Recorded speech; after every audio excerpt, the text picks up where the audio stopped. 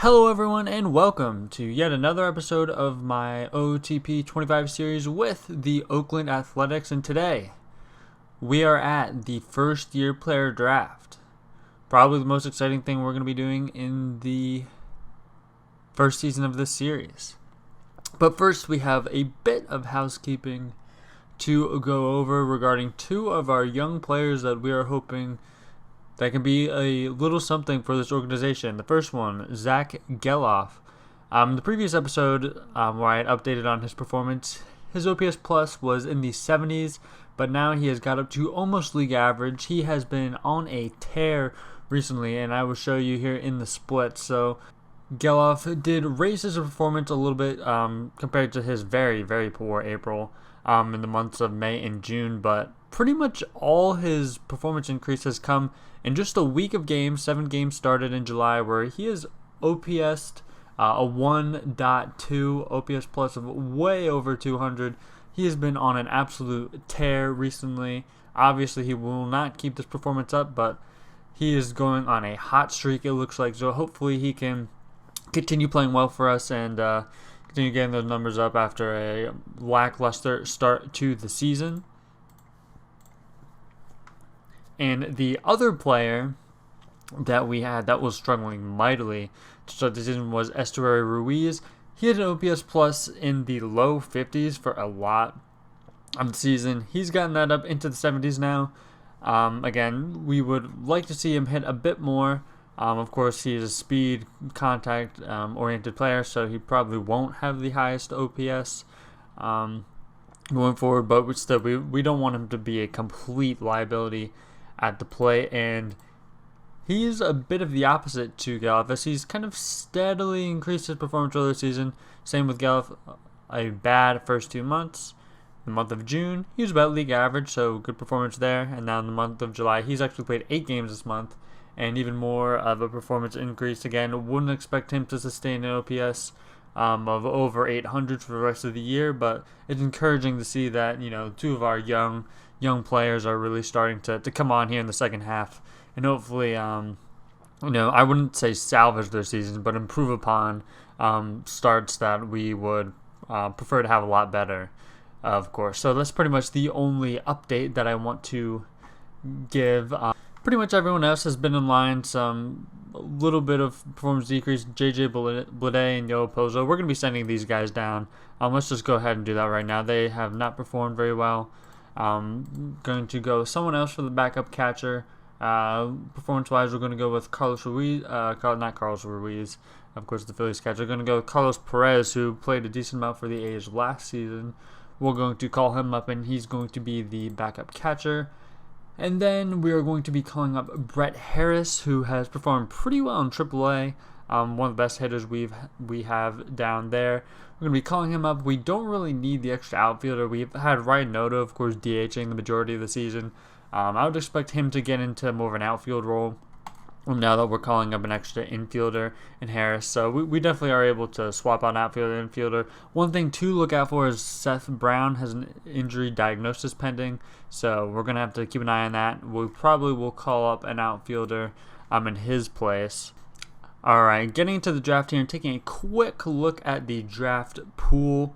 It seems to be pretty decent. I know one of the things that the early round of patches in this game fixed was some of the players in the draft, or not some, most of the players in the draft being more lowly rated. I know with this edition of the game, they kind of overhauled the ratings, made it a much larger range than in the past, so there would be a higher discrepancy of ratings kind of under the hood, and kind of a more evening out of the overall ratings, which is something I definitely agree with. It's definitely more realistic in my opinion. As you know, they're definitely way less, like, for instance, your 75 and 70 grade players in the league. Those grades in traditionally in the 20 to 80 scouting scale are reserved for very, very special players. So it's much more realistic for players to be rated in that 65, 60, 55, 50 range. Players that have a true talent of about, league average talent, a little bit better than league average talent. Of course, those players, it's very realistic for them to, have like a fantastic season, fantastic run of seasons, but, their true talent isn't necessarily, kind of that high. So it's something I agree with. A change that I agree with that the game made, and looking at this, it looks pretty decent from a draft talent standpoint. Of course, not all of these guys are going to be available for us, so we're going to go ahead and start the draft and auto draft into our pick, which is the 4th pick. Looking at the draft order here, yep, we have the 4th pick, and now we're going to go look at the log, see who got picked. Charlie Condon, Travis Bazana, and JJ Weatherholt. Yeah, JJ Weatherholt. Which is, I think, good news because I really wasn't planning on taking all these guys. Bazana's bat's interesting, but he's not really a second baseman. He's pretty much a first baseman with an only pretty decent bat. Condon as well, corner outfielder with only a pretty decent bat. So we're going to go and continue the draft. We're going to get a scouting recommendation here just to see who our scout thinks. Our scout thinks that we should take Nick Kurtz, and I don't mind that. He looks like a pretty decent player. First base only player. Maybe can throw him in the corner outfield a bit. Good power profile. We'll take a look and see what else is here. Scroll up. Braylon Doherty, I want to say is how you say this. He looks to be the highest potential rated player. He also has a low bonus demand though, so I'm thinking maybe we're able to let this guy go and snag him in the next round. I do like him, but he's a very raw high school pitcher. Not the most risk adverse pick that we could take there with our first pick. Chase Burns, he looks very good. Of course, he's a college arm from Wake Forest. He is who I would be leaning towards right at the moment to pick. Look at OSA. OSA actually does not like him as nearly as much as our scout, which is a bit concerning. Although I think the profile is definitely here. 4 pitches. Control would be the only thing that I would be worried about. Taking a look at some of the other guys, Thatcher Hurd here, he looks pretty decent. Again, OSA doesn't like him as much as our scout, though. Jonathan Santucci, another guy, only 3 pitches, though, so I would probably prefer not to take him. Stovall, pretty good bat there, not much power, though, and a first base only type, so I'm not really interested in that. And then Bryce Rainier. Or Rayner, not quite sure, but it looks like he's a 2-way player. Decent pitching, not the greatest, but where it comes to, I mean, he looks like a very good player. Shortstop, probably. Pretty good bat for a shortstop as well. I honestly think this is who we will go with here. Low work ethic, though, that's not the best. He does have high intelligence, though. Honestly, yeah, I think this is who we're gonna go with. I like the shortstop profile here. Good bat at shortstop, of course. His venting ratings could use to be a bit better at shortstop, but with that type of bat, I think that he could be a real asset for us at short. So I know he's not the highest player rated here. Let's actually go ahead and take a look at the mock draft. I want to see what this says. It has him going number 1. So yeah, I think pretty much none of the pitchers here. I don't know exactly how much stock to put into the kind of mock draft, but none of the pitchers that we're really looking at here are projected to go in the first round. So I do think that's what we're gonna do. We're gonna go ahead and go with Bryce Rainier here, and it doesn't look like we would have enough. Yeah, we can't even meet Kurtz's demand anyway. Yeah, in the first round. So yeah, Rainier is definitely who we're gonna go with here. So we're gonna go ahead and meet his demand, and then move on to the next pick here. Let's see who is still available, and it looks like a decent amount of the pitchers that we're looking at were taken. Braylon Doughty is still on the board. At least I believe that's how you say it. We have this pitcher here who has low work ethic. OSA also does not like him, so we're not going to go ahead and we're definitely not going to be taking him. William Schmidt, 3-pitch pitcher, similarly rated. Let's go back to him. Yeah, he's still very highly rated. I think honestly we might just go ahead and just take him. Do we even have enough to take, like, if we wanted to take William Schmidt here, who I do like, do we have enough bonus slot to take him? And it doesn't look like we do. This is kind of one of the things that really sucks about being the A's in the beginning of this series. We do not have very large draft budget. So as much as I would prefer to take William Schmidt here, we're not going to be able to. So we're going to go ahead and take the top guy here, who he looks like a very good pitcher. We're going to be able to get him for under slot in this second round. So hopefully he can pan out for us. Going to go again with scouting recommendation. I like to do this just in general, just to see, kind of get an idea of who our scout maybe likes. They like Jared Jones here, big power potential. A first baseman, not a catcher by his ratings. Looks like he could maybe play a little bit of corner outfield. Like to get that range rating up there. Jack Frankel, he looks to be a pretty decent pitcher there. 4-pitch mix. He's definitely the leader in the clubhouse right now. Not interested in Bell, although he is two-way player. This corner outfielder, not particularly interested in him. Herrick Hernandez looks okay. Cole Mathis, two-way guy. That bat looks kind of interesting. He's got some power, got some avoid Ks. It's kind of interesting.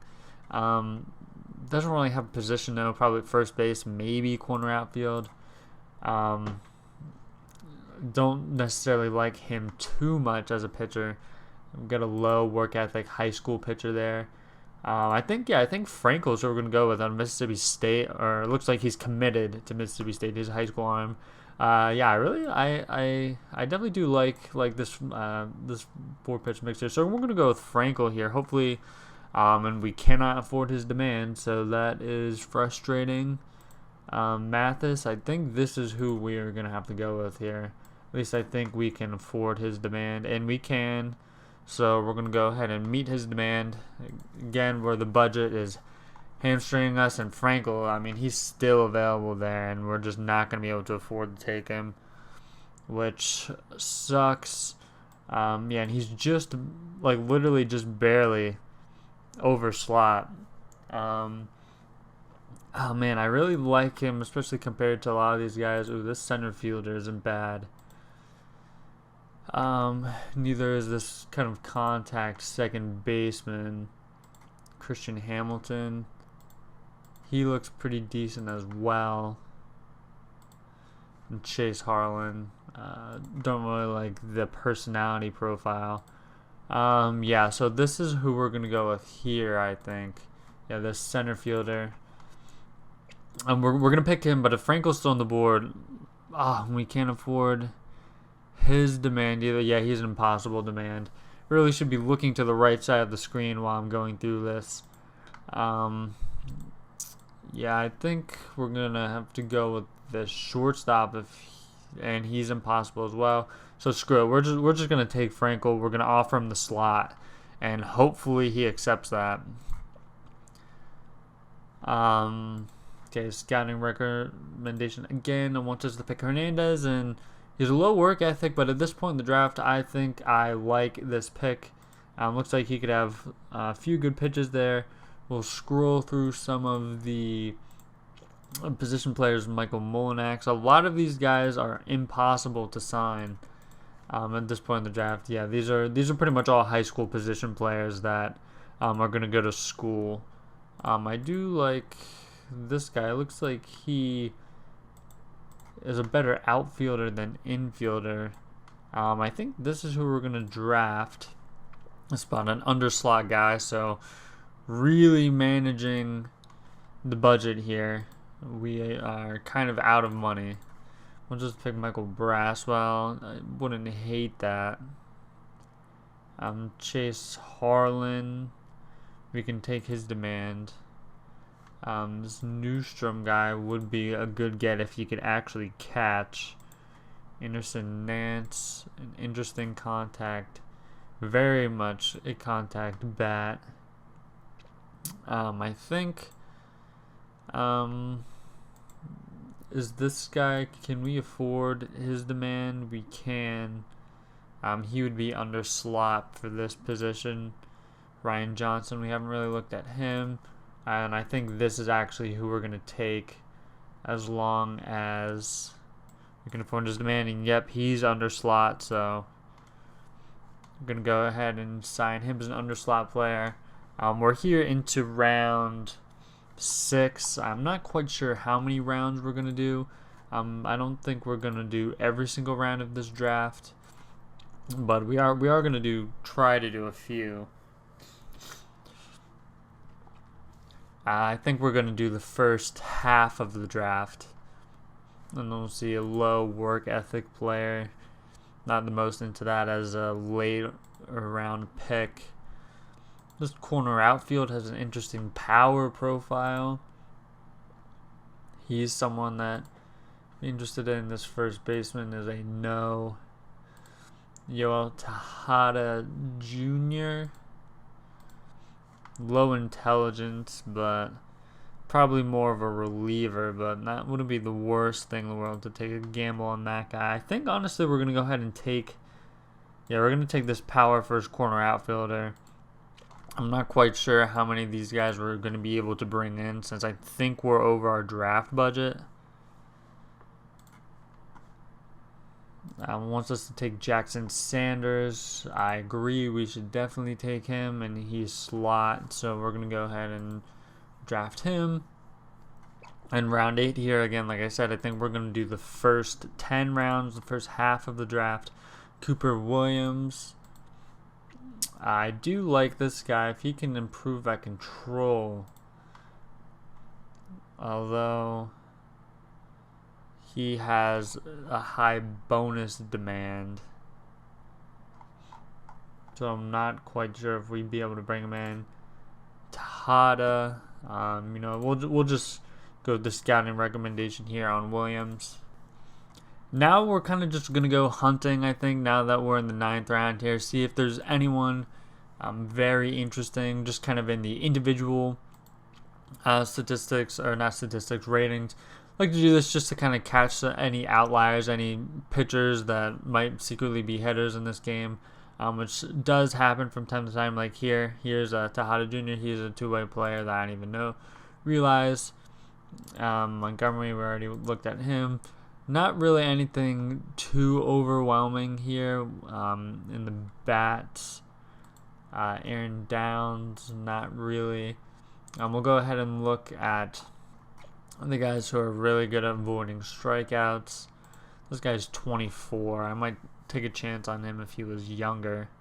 This guy, a 23-year-old, can't really play defense though. Look at contact potential now. Not really anything too interesting there. Let's do some defensive ratings. See if there's any standout defenders in here right now. Catcher blocking.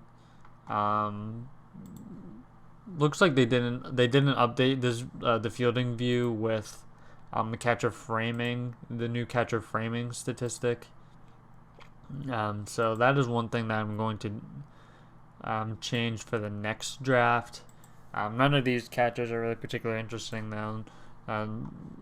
Let's look at this guy. He is some interesting shortstop defense right there. Not anything too crazy here left. Positional wise, Mo Hampton. I think what we're gonna do is we're gonna go ahead and take Steven Odina. This defensive first shortstop, get him in the organization, so we're gonna go ahead and take him. And then we're going to go ahead and look at some individual pitch potential or pitching potential first. See if anyone's available who's got just crazy stuff. This guy looks decent, doesn't really have any control. See if we have any extreme ground ball movement guys. Not really seeing anything too interesting here that I like. Gonna sort by individual pitch potential now. See if there's anybody in here that is interesting to me. This guy's got a home run rating of 0 pretty much. Looking for guys that might have an elite pitch here. This guy has low work ethic, so not looking for any kind of end of the draft dart throws with low work ethic because they probably won't be working out for us. Horn. This guy looks semi-interesting. Again, we're kind of, at the end of the draft here. Not, too much like regarding to super interesting guys. Michael Massey, a pitcher. No, a lot of these guys left at the end of the draft have no movement potential. Which, if there's a kind of pitcher in this game that scares me, it's guys that have very little movement potential. We've got a knuckleballer here, which is interesting. I don't think any of these pitchers are particularly interesting, so we're just going to go ahead and auto-complete to the end and let the AI handle the last half of the draft here. Alright, updating on some quick stuff. That Seth Brown injury that I talked about at the beginning of the episode, he is down for 4 weeks. Let's see a look at some of the other injuries. Medina, he briefly came back to the majors and got hurt pretty immediately, so he's back on the injured list. Seth Brown, like I said, is on the injured list. So this is what our lineup for now for the next month is going to look like. Harris is slotted in there at third base against righties, and he is not in the lineup against lefties. Like I said, Noda bounces out to the outfield with that. Also, we have the All-Star rosters being announced, so we're going to go ahead and take a quick look at that to end on this episode. See who our American League All-Star representative is this season. And as you can see right away here, our representative is Alex Wood, definitely deserving.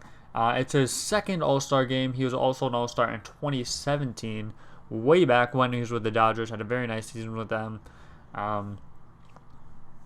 So yeah, Alex Wood, definitely deserving. He's been probably our best player by far this season. And then with that said, we're going to go ahead and take a look at the prospect rosters. I don't know if it's the same here with where every organization has to have one, but I see our guy, and it is Jacob Wilson. Now, if you remember from kind of the first statistics update that we did, he was off to a terrible start. He is performing better. He's in high A now, where he has not been good, but he was lighting it up in single A, so he got the promotion from there. He had, of course, struggled in high A, was sent down to A-ball, was very good in A-ball, and then bounced back up to high A, and he has, again, not been very good there, so hopefully he can figure it out in high A and make the jump. He is 22, so I'd like to see that. And then kind of checking in on our draft negotiations here. It looks like we're not going to be able to bring in Cooper Williams, who we selected, and Nicholas Montgomery, who I think we let the computer select the 10th round. They ended up going with him. We're not going to be able to go with him. We should be able to sign everybody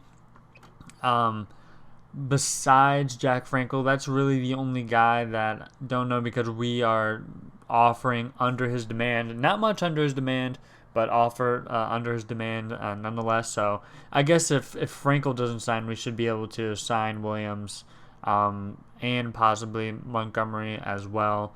But that's really the only concern that I have with signing guys.